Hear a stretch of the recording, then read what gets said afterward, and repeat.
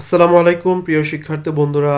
আমরা আমাদের যে রিডিং পড়তেছিলাম, রিডিং পড়ার মধ্যে পদার্থের গঠনের আজকে আমাদের আলোচ্য বিষয় মৌলিক পদার্থ ও যৌগিক পদার্থ। তো মৌলিক পদার্থ কাকে বলে?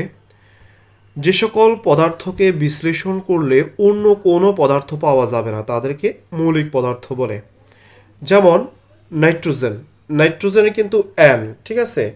এই নাইট্রোজেনকে ভাঙলে নাইট্রোজেন ছাড়া কিন্তু আর অন্য কিছু পাওয়া যাবে না, তার মানে নাইট্রোজেনটা একটি মৌলিক পদার্থ। তারপরে আসো ফসফরাস, ফসফরাসকেও ভাঙলে ফসফরাস ছাড়া অন্য কোনো পদার্থ পাওয়া যাবে না, তার মানে ফসফরাসটা একটি মৌলিক পদার্থ।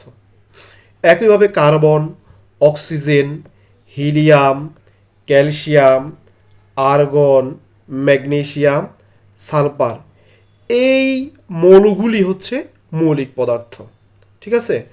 তো এই পর্যন্ত 118টা মৌল কিন্তু আবিষ্কৃত হয়েছে। কতটি মৌল আবিষ্কৃত হয়েছে এগুলো কিন্তু খুবই গুরুত্বপূর্ণ বিষয়, এগুলো তোমরা নোট করে নিবে। 118টি মৌল কী হয়েছে? আবিষ্কৃত হয়েছে। এই 118টি মৌলের মধ্যে 98টি প্রকৃতিতে পাওয়া যায়, বাকি মৌলগুলো গবেষণাগারে তৈরি হয়, ঠিক আছে কি না? তার মানে এই 118টি মৌল আছে, এর মধ্যে 98টি কিন্তু প্রকৃতিতে পাওয়া যায় আর বাকিগুলো গবেষণাগারে তৈরি হয়। এই মৌলিক পদার্থগুলার এই মৌলিক পদার্থগুলোকে ভাঙলে শুধুমাত্র তাদের কি পাওয়া যাবে? যেমন আর্গন, ম্যাগনেসিয়াম, ক্যালসিয়াম, এগুলাই। তাহলে আশা করি তোমরা বুঝতে পারছো যে মৌলিক পদার্থ কোনগুলো। মানব শরীরে মোট 26 ধরনের ভিন্ন ভিন্ন মৌল আছে। এই বিষয়টি আমরা আর একটু বই থেকে জানার জন্য চলো আমরা তোমাদেরকে বইতে একটু নিয়ে যাই বন্ধুরা। তাহলে আমরা এখন একবার রিডিং পড়ে দেখবো। হ্যাঁ, রিডিং পড়লেই আমরা কিন্তু বুঝতে পারবো আসলে মৌলিক পদার্থটা আসলে কি। ওকে, আমরা রিডিং পড়া শুরু করলাম। সোনা, রূপা বা লোহা ইত্যাদি বিশুদ্ধ পদার্থকে তুমি যতই ভাঙো না কেন সেখানে তাদের ক্ষুদ্রতর কণা ছাড়া আর কিছুই পাবে না। যে পদার্থকে ভাঙলে সেই পদার্থ ছাড়া অন্য কোনো পদার্থ পাওয়া যায় না তাকে মৌলিক পদার্থ বা মৌল বলে। এরকম আরও কিছু মৌলের উদাহরণ হলো, আমরা কিন্তু এর আগেই কিন্তু তোমাদেরকে আমি স্লাইডের মধ্যে দেখাইছিলাম যে কোনটার প্রতীক কী। যেমন nitrogen, phosphorus, carbon, oxygen, helium, calcium, argon, magnesium, sulphur ইত্যাদি। তো এই পর্যন্ত 118টি মৌল আবিষ্কৃত হয়েছে, দেখছো? এ পর্যন্ত কিন্তু 118টি মৌল আবিষ্কৃত হয়েছে। এর মধ্যে 98টা মৌল প্রকৃতিতে পাওয়া যায়, 98টা মৌল প্রকৃতিতে পাওয়া যায়, বাকি মৌলগুলো গবেষণাগারে তৈরি হয়েছে। এগুলোকে কৃত্রিম মৌল বলে। তুমি কি জানো মানব শরীরে মোট 26 ধরনের ভিন্ন ভিন্ন মৌল আছে? তো তাহলে আমরা বুঝতে পারলাম যে এই মৌল 118টি, এর মধ্যে প্রকৃতিতে পাওয়া যায় 98টি, তার মানে এগুলো হচ্ছে প্রাকৃতিক মৌল।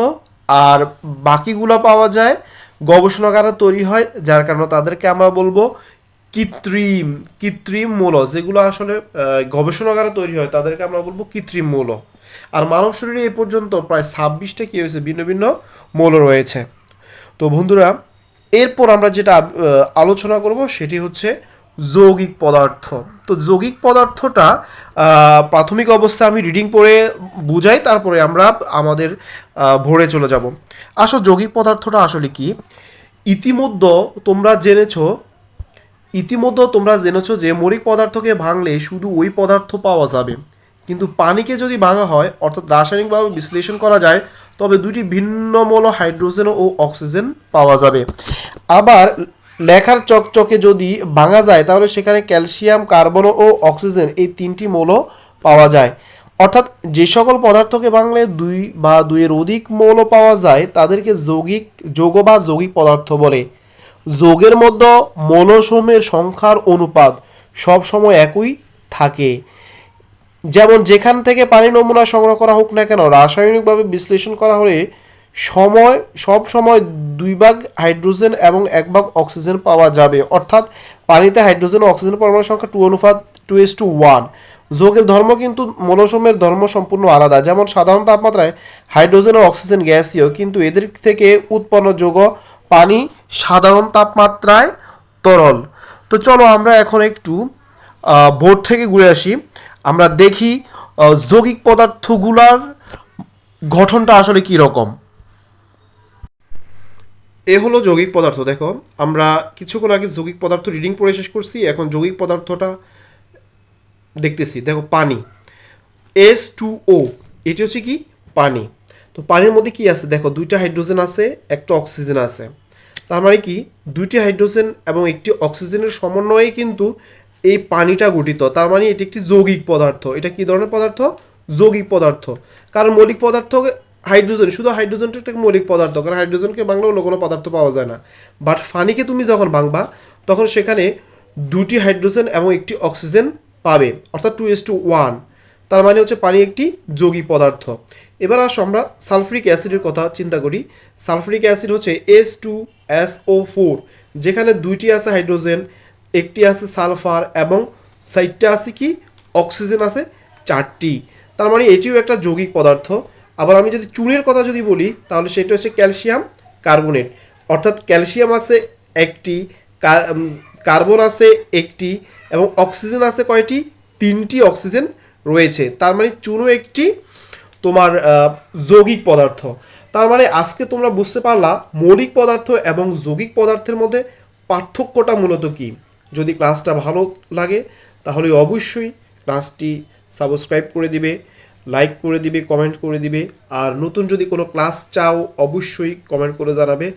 আর আমরা কিন্তু চেষ্টা করতেছি তোমাদেরকে ভালো কিছু উপহার দেওয়ার জন্য। অবশ্যই বই রিডিং পড়ার কোনো বিকল্প নেই, বই রিডিং পড়ে বুঝে বুঝে পড়বা। আশা করি তোমরা কেমিস্ট্রিটা পড়তে খুবই মজা পাইবা। ভালো থাকবা, আল্লাহ হাফেজ।